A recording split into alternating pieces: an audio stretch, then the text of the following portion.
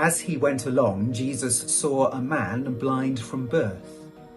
His disciples asked him, "Rabbi, who sinned, this man or his parents, that he was born blind?" "Neither this man nor his parents sinned," said Jesus, "but this happened so that the works of God might be displayed in him. As long as it is day, we must do the works of him who sent me. Night is coming when no one can work. While I am in the world, I am the light of the world." After saying this, he spat on the ground, made some mud with the saliva, and put it on the man's eyes. "Go," he told him, "wash in the pool of Siloam." This word means sent. So the man went and washed, and came home seeing.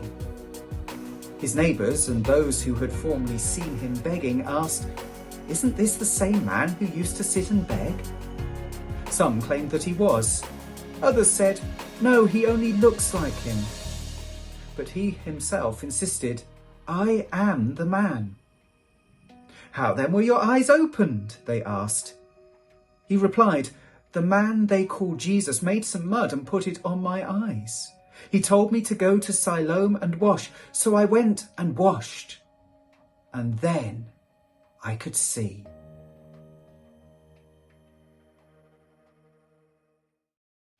This story in John 9, the story of the healing of the man born blind, is one of those stories that generates a lot of thought and imagination.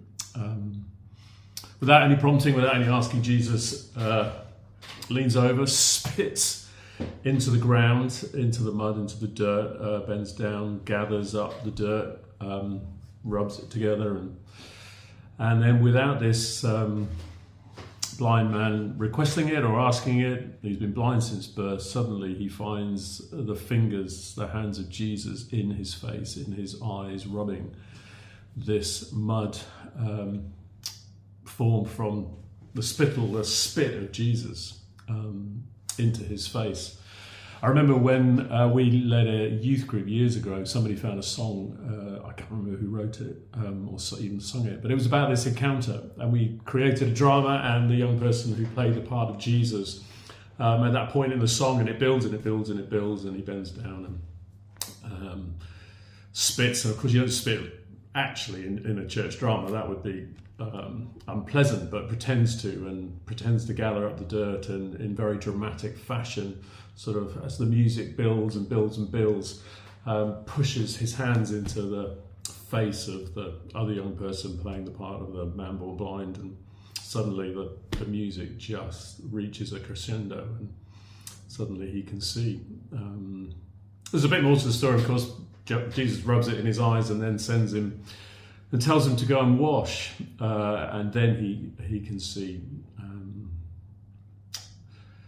But the whole incident is triggered by a theological conversation. They're walking, Jesus and his disciples, and they see him, this man born blind, and they decide to treat him as some kind of theological curiosity, perhaps. Who sinned, him or his parents, that he would be born blind? They lived in a world that drew direct connections between physical ailments and sinfulness. And so rather than seeing perhaps the misery of his life, of being blind from birth and all the challenges and struggles that he would have faced, simply generates a theological conversation. And then Jesus responds simply that he's come into this world to bring light, to open up the eyes that they might see truly who has come into the world.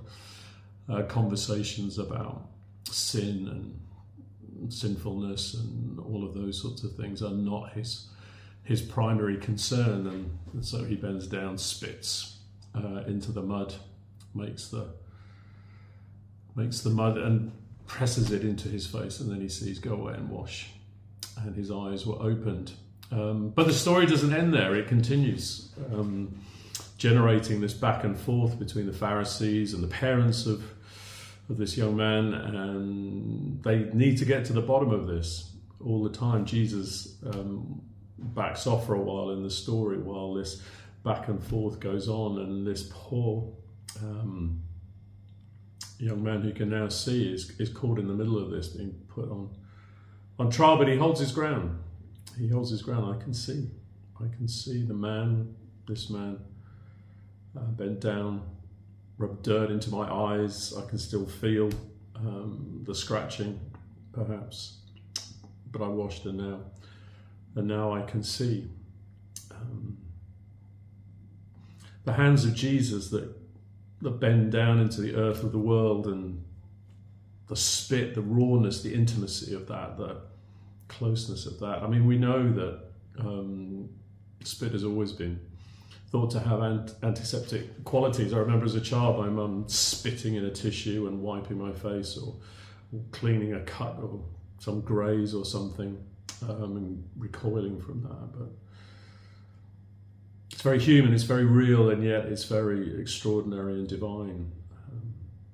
What is happening here?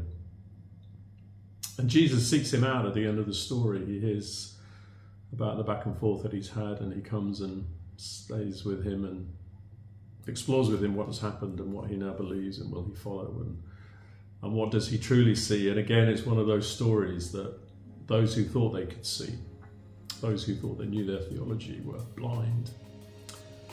And yet, this poor wretched blind man, blind from birth, had never seen, he sees everything. He sees who was before him, simply because Jesus bent down into the soil of the earth, spat, made the mud and rubbed it into his face. Now wash, and he could see. So much to ponder on in these beautiful stories in the Gospels. May God bless you through this Lent time. Amen.